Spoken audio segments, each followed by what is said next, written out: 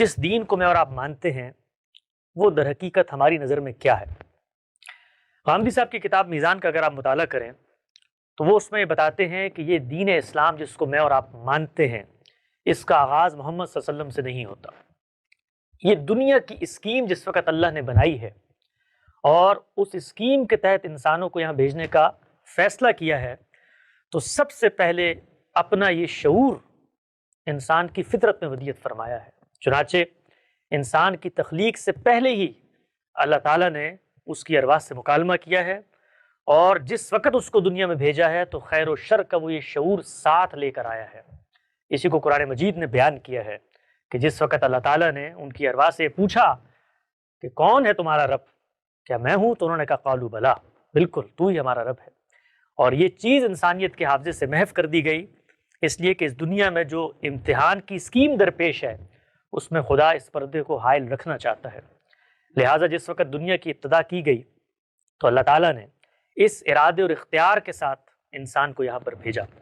یہ ارادہ اور اختیار ہے جس کے استعمال پر اللہ تعالیٰ اس دنیا سے لوگوں کا انتخاب کر کے ان کو جنت کا ابدی شہری بنانا چاہتا ہے۔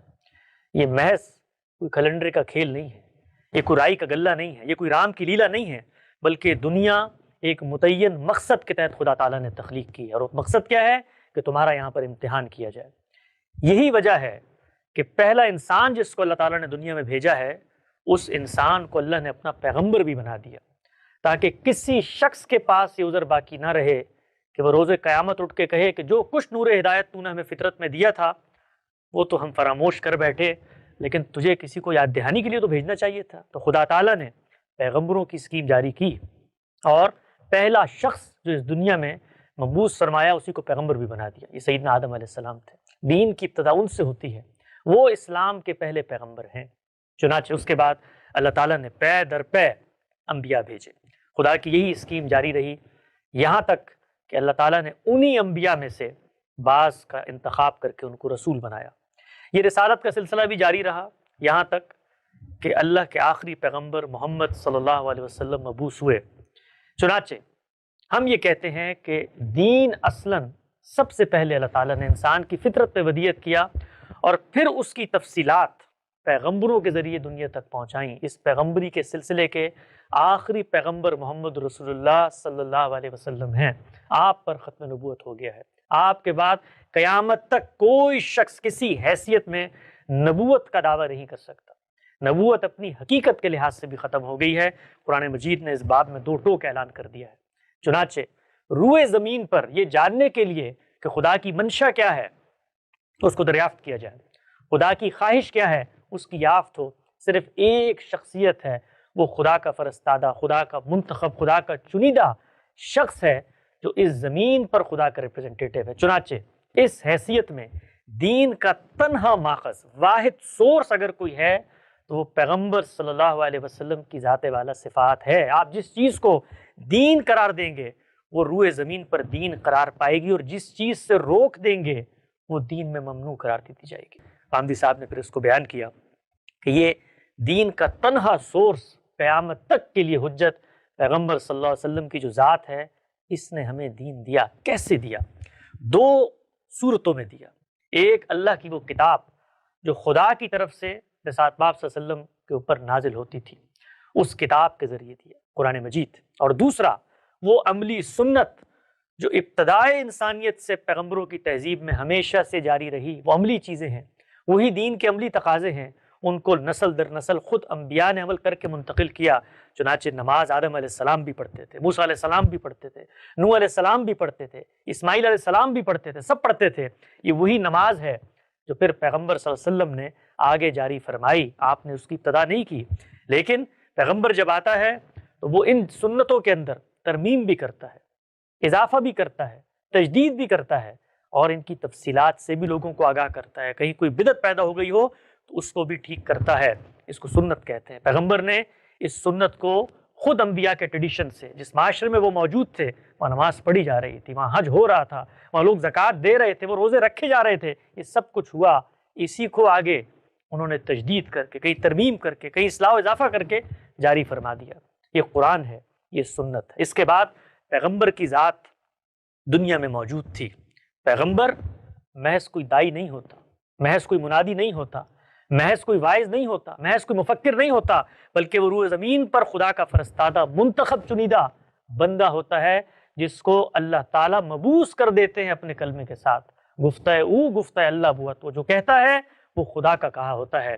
तो फिर अल्लाह की किताब हमें ये कहती है कि उस पैगंबर की इताअत करो, और फरमाया फला व रब्बिका ला युमिनून हत्ता युहक्किमूका फीमा शजर बैनहुम सुम्मा ला यजिदू फी अनफुसिहिम हरजा।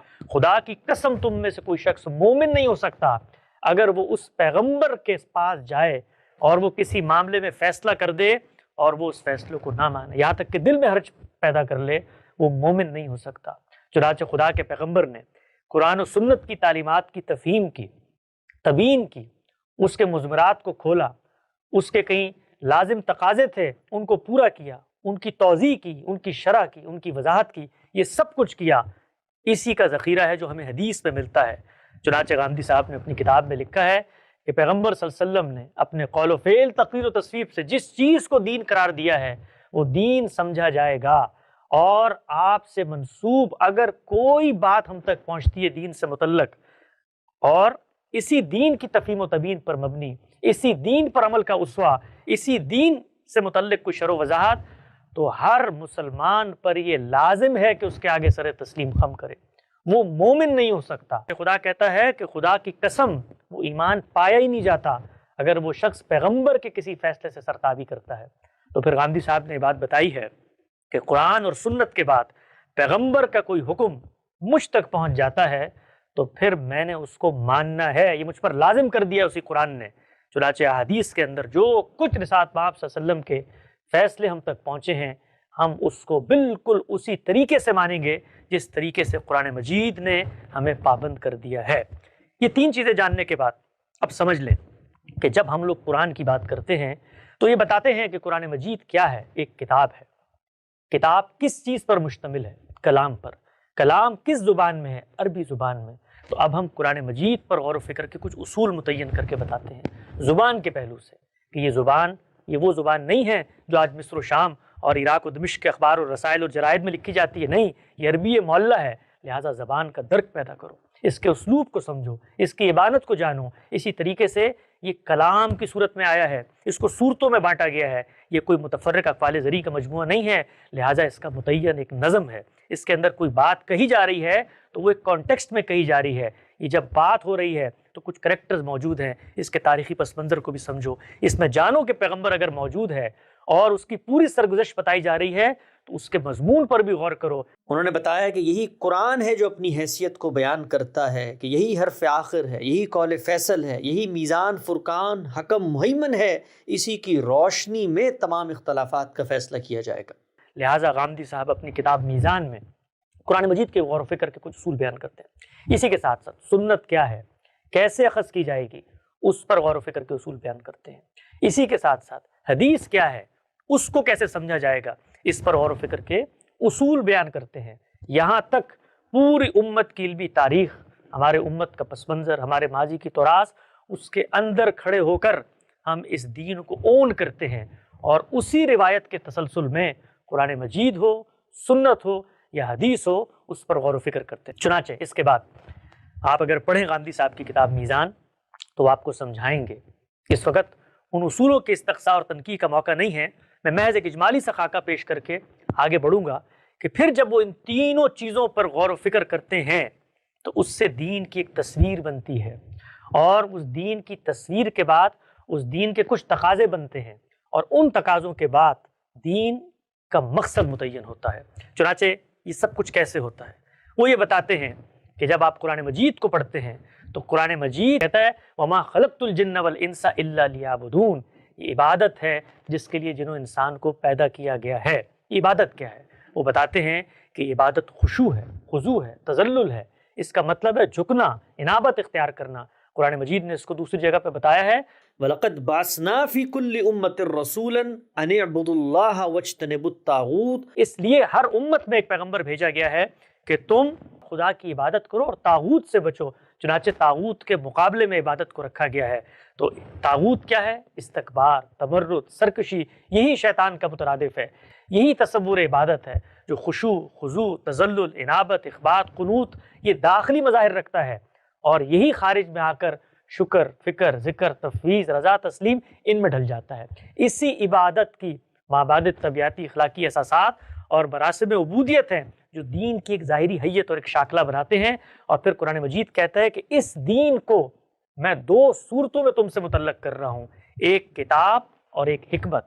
اس فکر کے علماء نے یہ بتایا کہ کتاب سے مراد ہے شریعت اور حکمت سے مراد ہے ایمان و اخلاقیات۔ اس کو خود قرآن مجید نے واضح کیا، اس کے دلائل آپ ان کی کتابوں میں دیکھ سکتے ہیں۔ یہ حکمت اور ایمان و اخلاقیات کی چیزیں اور شریعت یہ اس نے ہمیں دیا ہے۔ یہ کیوں دیا ہے؟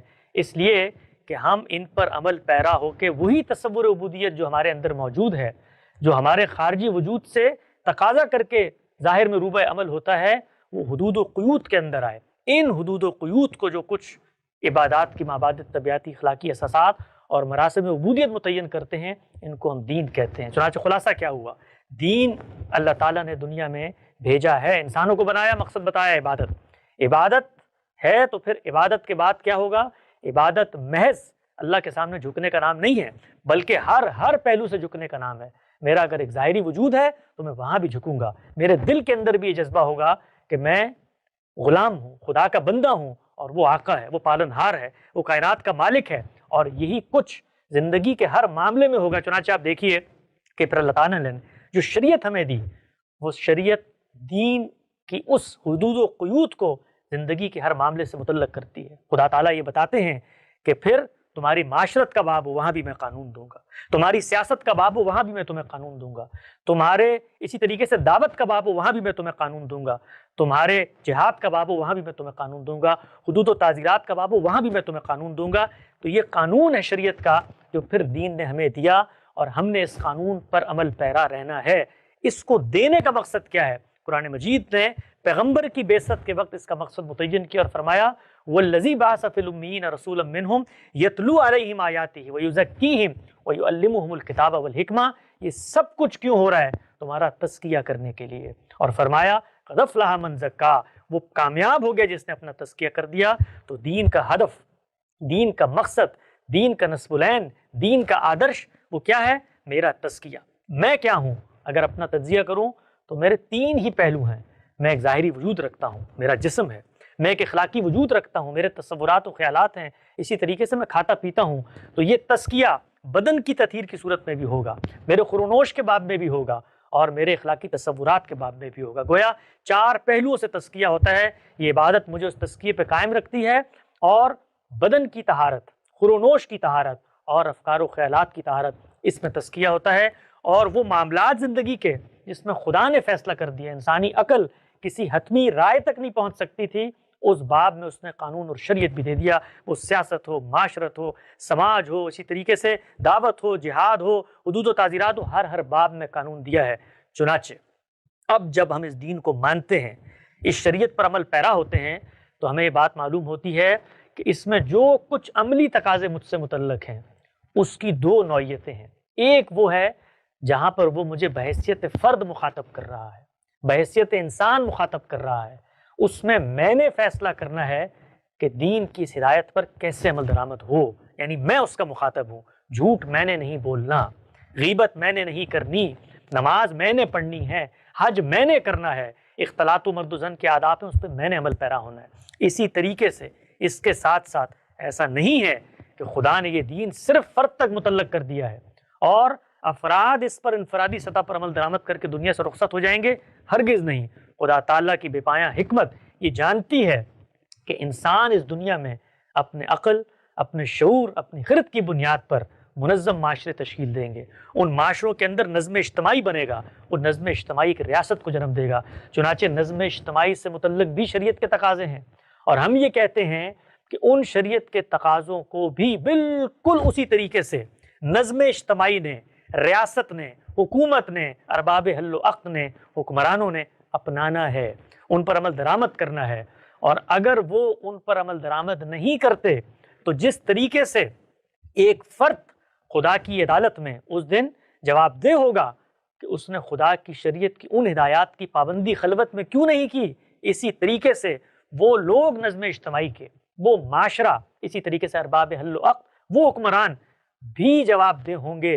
اور یہاں تک قرآن مجید نے کہہ دیا ہے کہ اگر انہوں نے اس چیز کے مطابق فیصلہ نہیں کیا تو پھر وہ میرے نزدیک کافر اٹھیں گے، فاسق اٹھیں گے، فاجر اٹھیں گے۔ یہ ہو نہیں سکتا کہ اللہ تعالیٰ نے کسی باب میں فیصلہ کر دیا ہو اور وہ نظم اجتماعی سے متعلق ہو اور کوئی حکمران جو مسلمان ہو، اللہ کی شریعت کو مانتا ہو، وہ اس سے سرتابی کرے۔ یہ ممکن نہیں ہے۔ وہ احکامات کیا ہیں جو نظم اجتماعی سے متعلق دیے گئے ہیں؟ میں صرف اس کی ایک فہرست پڑھ کے اپنی گفتگو کے اس پہلے حصے کو مکمل کروں گا۔ غامدی صاحب اپنی کتابوں میں، اپنے لٹریچر میں، اپنی گفتگو میں بتاتے ہیں کہ نظم اجتماعی سے جو متعلق احکامات ہیں وہ یہ ہیں۔ سب سے پہلے اس معاشرے کے اندر جو مسلمانوں کا ہے، اگر کسی کو حکمران بنایا جاتا ہے تو یہاں پر رہنے والے عوام اس کی رعایا نہیں ہے، اس کے باج گزار نہیں ہیں، بلکہ سب کے سب برابر کے شہری ہیں، پہلی چیز۔ دوسری چیز، وہ حکمران ان مسلمانوں پر جو خدا کے ماننے والے ہیں، خدا کے مقرر کردہ ٹیکس زکوٰۃ کے علاوہ ایک پائی بھی ان پر عائد نہیں کر سکتا۔ اسی طریقے سے نکاح و طلاق، تقسیم وراثت، لین دین کے معاملات میں جب نزاع ہو جائے اور اس کے پاس لوگ آئیں تو جو کچھ شریعت نے اس باب میں قانون مقرر کر دیا ہے وہ پابند ہے، اس پر عمل کرے۔ اسی طریقے سے نماز، روزہ، حج اور عمرے کے لیے مسلمانوں کے لیے جو بندوبست ریاستی سطح پہ ہو سکتا ہے وہ کرنا اس کے لیے ضروری ہے۔ عدل و انصاف کے ساتھ وہ حکومت چلائے گا۔ قرآن کے بیان کردہ اس اصول کے تحت کہ امرهم شورى بینہم، قومی املاک اجتماعی ضرورتوں کے لیے خاص رکھی جائیں گی اور معیشتی دوڑ میں پیچھے رہ جانے والے وہ غربا، وہ فقراء، ریاست ان کا سہارا بنے گی۔ اسی طریقے سے مسلمان دنیا سے رخصت ہوں گے تو ان کی ریاست میں تجہیز و تکفین کا دین اور شریعت کے مطابق انتظام کیا جائے گا۔ جمعے کی نماز کا انعقاد، ممبر خاص کر دیا ہے دین نے حکمرانوں کے لیے کہ وہ ممبروں پر آئیں گے اور خدا کے دین کی بات لوگوں کے سامنے رکھیں گے، واعظ و نصیحت کریں گے، وہیں مکالمہ اور گفتگو بھی ہوگا ان سے، لہٰذا جمعے کا وہ ریاست کی سطح پر اہتمام کریں گے، اس طرح عیدین کا اہتمام کریں گے۔ قانون کو نافذ کرنے کے لیے امر بالمعروف اور نہی عن المنکر، جو کچھ قرآن مجید نے معاشرے کی سطح پر معروف اور منکر کو ہر سطح پہ روکنے کے جو تقاضے شریعت نے بیان کیے ہیں وہ اس پر عمل درآمد کریں گے۔ اسی طریقے سے حکومت دشمنوں کے معاملے میں بھی قائم بالقسط رہے گی، یہی بات وہ معاہدات کے باب میں رکھے گی۔